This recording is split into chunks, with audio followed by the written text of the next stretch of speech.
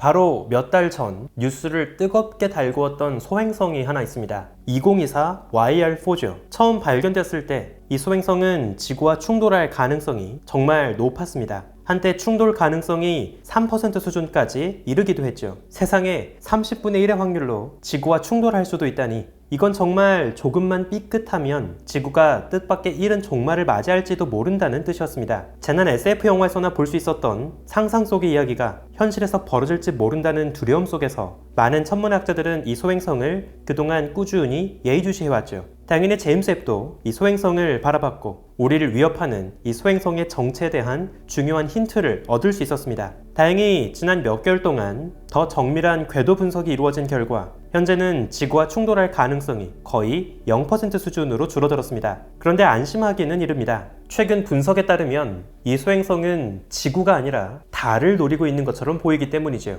당초 예상됐던 지구와의 충돌 가능성보다 살짝 더 높은 확률로 달과 부딪힐 가능성이 거론되고 있습니다. 다행히 우리 지구가 직격탄을 맞지는 않겠지만 바로 옆에 있는 달에서 거대한 충돌이 벌어진다면 우리 지구에게도 간접적인 영향을 줄 수도 있겠죠. 2024 YR4는 여전히 우리를 노리고 있습니다. 과연 우리 지구와 달은 이 갑작스럽게 찾아온 위협을 무사히 넘길 수 있을까요? 최근 제임스 웹으로 이루어진 이 소행성에 대한 정밀 관측은 우리에게 어떤 단서를 주고 있을까요? 우주먼지의 현재타임즈, 여전히 우리를 노리고 있는 소행성 2024 YR4에 관한 새로운 이야기를 소개합니다.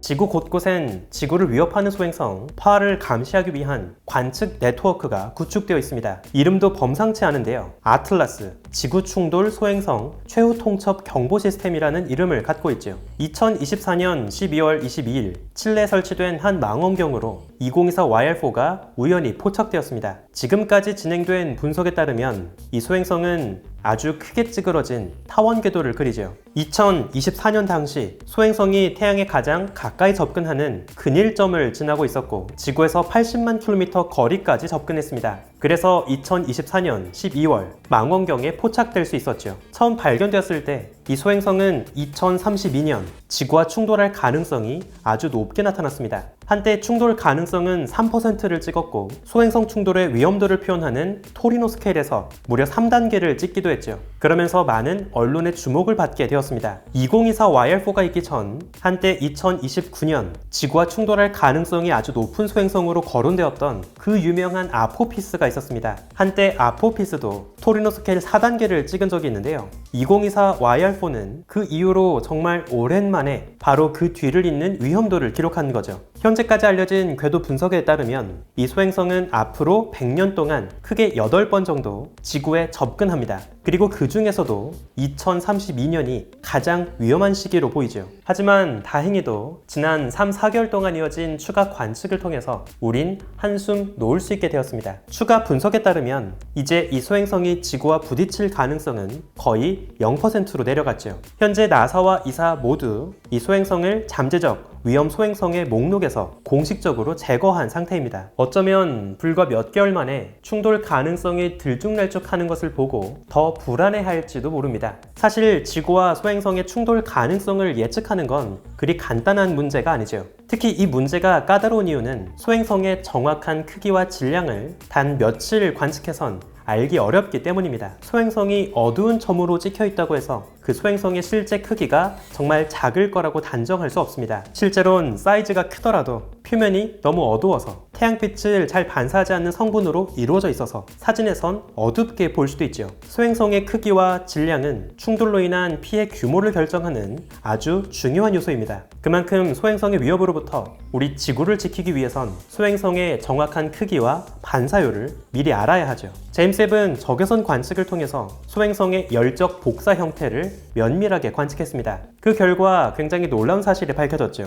이 소행성의 표면의 반사율 알베도는 0.08에서 0.18 사이, 평균적으로 0.13 정도로 추정됩니다. 이 값은 지극히 일반적인 암석형 소행성에서 흔하게 볼 수 있는 값이죠. 이것을 바탕으로 소행성의 열적 복사를 모델링한 결과 2024 YR4의 지름은 대략 60m 정도로 보입니다. 이 크기는 지난 1908년 시베리아 숲의 나무들을 휩쓸어버렸던 퉁구스카 사건 당시 충돌한 것으로 추정하는 소행성의 크기와 비슷합니다. 퉁구스카 사건 당시 충돌한 소행성의 지름은 대략 40에서 100m 사이로 추정하죠. 천문학자들은 이번 분석에서 정말 운이 안 좋아서 2024 YL4가 결국 지구와 충돌하게 된다면 어느 정도 피해를 입게 될지도 계산했습니다. 충돌 순간 방출되는 에너지는 TNT 20에서 30메가톤 정도 규모에 달합니다. 그리고 최대 80km에 달하는 거대한 반경 안에 막대한 피해를 입힐 가능성이 있죠. 오차가 크긴 하지만 정말 만약이라도 지구에 충돌하게 된다면 멕시코에서 대서양,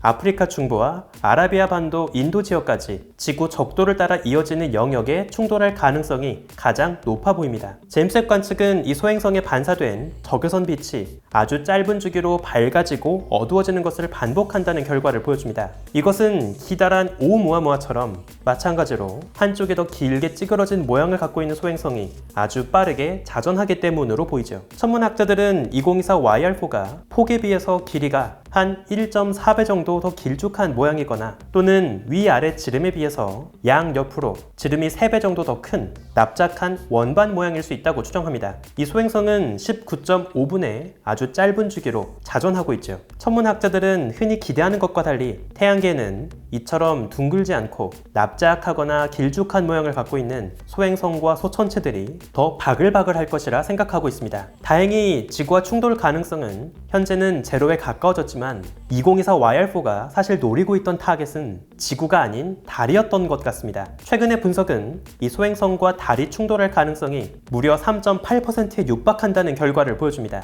만약 정말 2032년 달과 이 소행성이 충돌하게 된다면 우린 지구에서도 그 눈부신 충돌 순간을 충분히 볼 수 있을 겁니다. 달에 부딪힐 경우 그 순간 TNT 5메가톤급의 에너지가 방출됩니다. 그리고 달 표면엔 지름 500에서 최대 2km에 달하는 거대한 크레이터를 남기겠죠. 폭발 직후 주변의 암석이 증발하면서 뿜어져 나간 기체로 인해서 태양빛이 더 많이 반사되고 달은 한동안 더 밝게 보이는 경험을 할 수 있습니다. 천문학자들은 심지어 그 빛을 낮에도 볼 수 있고 한동안 보름달보다 더 밝게 볼 수도 있다고 추정하죠. 소행성과 달이 직접 부딪히지 않을 수도 있지만 적어도 달 표면에서 겨우 1000km 떨어진 상공을 스쳐 지나갈 가능성은 무려 96%에 달합니다. 현재까지의 분석 결과에 따르면 거의 100%의 확률로 이 소행성은 달을 아주 가까운 거리에서 스쳐 지나갈 것으로 보이죠. 그리고 그 와중에 운이 조금 더 나쁘다면 결국 소행성은 달 표면에 거대한 상처를 남길 겁니다. 이 소행성의 기원에 대한 흥미로운 가설도 등장했습니다. 천문학자들은 2024 YR4가 발견되기 한참 전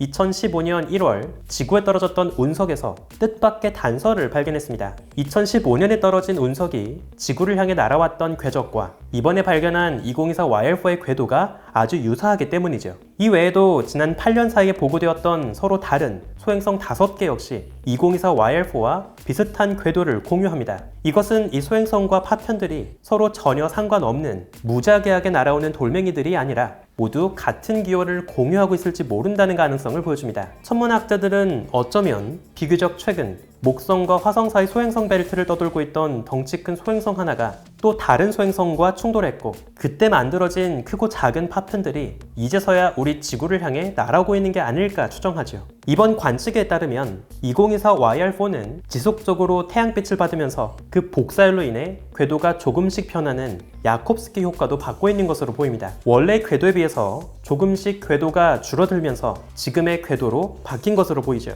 이처럼 소행성의 궤도를 결정하는 건 단순히 태양의 중력뿐만이 아닙니다. 그 주변을 지나가는 태양계 다른 행성들, 또 태양빛에 의한 복사 에너지, 그리고 그 사이 다른 부스러기들과 충돌했는지의 여부 등 정말 다양한 요소가 소행성의 복잡한 운명을 결정하죠. 그만큼 소행성과 지구의 충돌 가능성을 미리 예견하는 것은 우리 주변 우주에서 벌어지는 거의 모든 일을 신경 써야 하는 아주 골치 아픈 신중한 문제입니다. 2032년이면 벌써 7년밖에 남지 않았습니다. 정말 그때 2024 YR4는 우리 지구 또는 달과 충돌할까요? 그 답을 정확히 알아내기 위해선 앞으로도 쉬지 않고 이 소행성을 계속 눈여겨봐야 합니다. 하지만 안타깝게도 이 소행성은 잠시 어둠 속으로 숨어들었습니다. 제임스 웹으로 이 소행성을 겨냥했던 마지막 순간은 2025년 5월이었죠. 2028년이 될 때까지 이 소행성은 다시 자신의 궤도를 쭉 따라서 태양에서 가장 멀리 벗어나는 원일점을 향해 멀어져 가고 있습니다. 그래서 앞으로 지구의 망원경으론 더욱 보기 어렵죠. 우린 딱 이번 5월까지만 확보하고 있는 이 제한된 데이터를 근거로 최대한 이 소행성의 정확한 궤적을 유추하기 위해서 많은 분석을 시도해야 합니다. 공교롭게도 잠시 어둠 속으로 숨어든 이 소행성이 다시 망원경의 시야에 포착될 수 있는 순간이 시작된다면 그땐 이미 곧 지구와 달과의 충돌을 앞두고 있는 시점이 되어버리죠. 일부 천문학자들은 소행성의 위협을 오히려 새로운 우주 탐사의 기회로 노리기도 합니다. 소행성은 우주의 비밀, 특히 50억 년 전 태양계가 처음 만들어지던 당시의 재료를 고스란히 간직하고 있는 보물창고입니다. 그런 귀중한 보물을 품고 있는 소행성이 직접 제발로 우리를 향해 다가온다면 우린 비교적 적은 비용으로 소행성의 샘플을 확보하는 기회로도 활용할 수 있죠. 다만 이번 소행성이 다시 지구에 접근하는 시점인 2032년은 그리 머지 않았습니다. 따라서 2024 YR4에 탐사선을 정말 보낼 것이라면 지금부터 미리 서둘러야겠죠. 천문학자들은 곧 2028년 중순 달을 향해 발사될 예정인 차기 아르테미스 미션 발사를 활용하는 아이디어를 기대하고 있습니다. 이때 로켓에 달 착륙선과 함께 소행성 2024 YR4를 향하는 큐브셋 형태의 작은 탐사선을 함께 날려보내자는 것이죠. 그렇게 하면 달의 중력을 활용해서 한 번 더 방향을 틀고 2028년에 미리 2024 YR4 곁에 다다르는 시도도 해볼 수 있습니다. 이러한 근접 탐사는 제임스 웹 관측보다 더 정밀한 데이터를 제공할 수 있죠. 이를 통해 2024 YR4의 더 정확한 질량과 크기, 궤도를 구하는 중요한 단서가 될 수 있습니다. 물론 안타깝게도 현재 나사의 예산이 거의 반토막 나버린 현 시점에서 당장 빠르게 새로운 우주 탐사 미션을 계획하고 실현시키는 건 매우 어려워 보이긴 합니다. 부디 21세기 인류가 앞으로도 끊임없이 우주를 궁금해하고 동경하는 이 마음을 오래 간직하면서 1억 년 전 공룡에게 벌어졌던 끔찍한 재앙이 다시 반복되지 않기만을 바랄 뿐입니다. 우주먼지의 현자타임즈, 오늘 이야기는 여기서 마칩니다. 구독과 좋아요도 부탁드릴게요. 우주먼지 여러분, 감사합니다. 안녕.